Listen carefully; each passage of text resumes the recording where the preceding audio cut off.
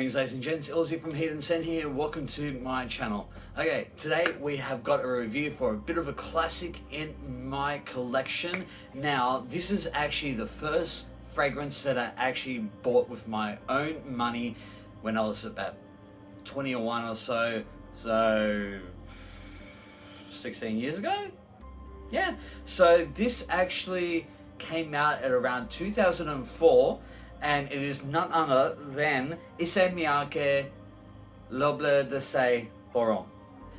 Now, yeah, this one, as I said, is quite a classic in my collection. It is, I guess you could say, a signature scent for me. This one has always been in my collection for like years now, obviously. I think this may be my third bottle. This one is actually a 75ml bottle because the 125ml bottle is freaking impossible to find. It's like 75ml one you can find just about anywhere, it seems. Mostly at discounters. You won't really see it at most of like the department stores or anything like that, but you know, if it's at discounters you can get it for the cheap, so why not?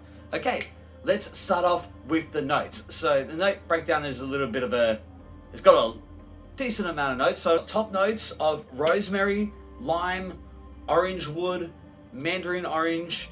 At the heart we've got cypress, juniper berries, ginger, lavender, pink pepper. And at the base we've got atlas cedar, patchouli, oak moss, sandalwood, and amber. Okay, let's spray this little bad boy. Oof. Hits me every time.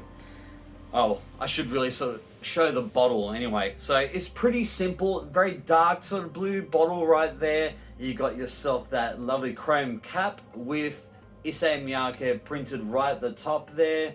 Can't really, well, you can sort of see the information at the bottom, but there it is. This one's actually a 2015 bottle. So obviously, you know, in the years it's definitely been reformulated, I can kind of tell. But let's start off and give this a smell.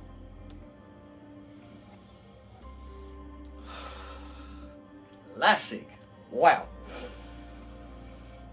Okay, so it starts off with that really strong rosemary in there. So it's very herbaceous, and you got that nice hit of that mandarin orange and orange wood. I don't know exactly what that's supposed to smell like, but if it's supposed to be anything close to the mandarin orange in there, cool, great. I can say this though, in terms of trying to review this in like the way like it progresses, it's definitely not the easiest, because I mean, okay, it is very linear smelling, but it smells quite nice all the way through. All I can say is those top notes last maybe about half an hour or so before they start getting to those heart notes, and where you get like that cypress, juniper berries, the ginger, lavender, and pink pepper. So now it's hard to distinguish the notes right there, but definitely it sort of gets down to more of a green, sort of more mossy sort of smell to it. It's kind of damp and dark. It's definitely not like the bottle sort of says, like, you know, and like at least the name Le Bleu being, you know, was it blue water? Yes. It's more of a green scent. I think the idea behind this was to sort of capture nature in terms of like, I guess you could say a nice green forest amongst a flowing river. You know, just sort of trying to get all those herbaceous and green notes, you know, in this fragrance. And they've done it really well. It's very, very unique. And those heart notes seem to last like possibly about like 3 to 4 hours before you get into that dry down of that, what was it, the atlas cedar, patchouli, oak moss, sandalwood, and amber. So the base, that dry down, actually is very soft, woody, and green and dark and mossy. So it is very well blended in. And I can't really doubt for a moment, you know, how well this is done by the perfumer, which is Jacques Cavallet, and he is the master perfumer over at Louis Vuitton. And also he did the original version of this fragrance, I think it was 1994, with Bleue D'Issey.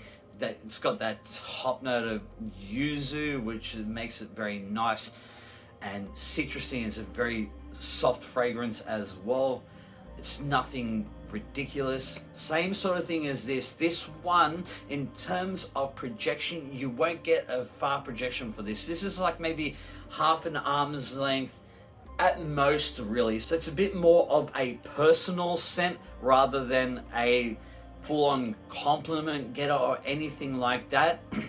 Now, let's get on to the versatility of this fragrance. Look, this is one sort of fragrance that I believe can actually be worn any time of the year, whether it be summer, winter, autumn, or spring, daytime, nighttime, whenever. In terms of the hotter months, I think, you know, this one will actually go really well. In terms of the colder months, I'd say probably spray a little bit more so you can get a bit more out of it. But also in terms of who can wear it, look, this doesn't lean feminine or masculine, at least I believe. And how could I forget the longevity of this? Now, okay, it went through those top and those heart notes and everything like that, and that dried down.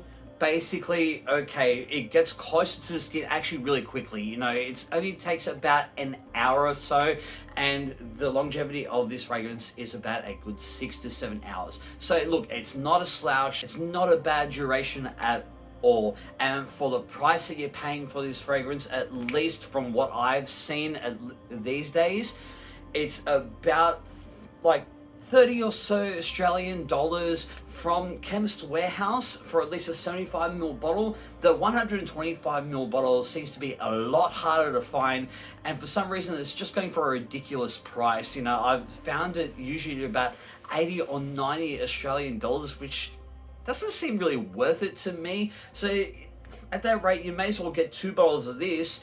You get 150ml, why not? Anyway, this has been a bit of a throwback review on Issey Miyake, Le Bleue D'Issey Pour Homme. I hope you guys like what you see or what you hear. If you do, please hit that like button and comment below if you smelt this before, if you like it, if you don't like it, whatever, it doesn't matter. And it would help me a lot if you subscribed and hit that notification bell for more fragrant videos like this straight to your feed. I hope you're doing well, and remember, if you smell good, you feel good. Blessed be to you all, and I'll see you on the next video.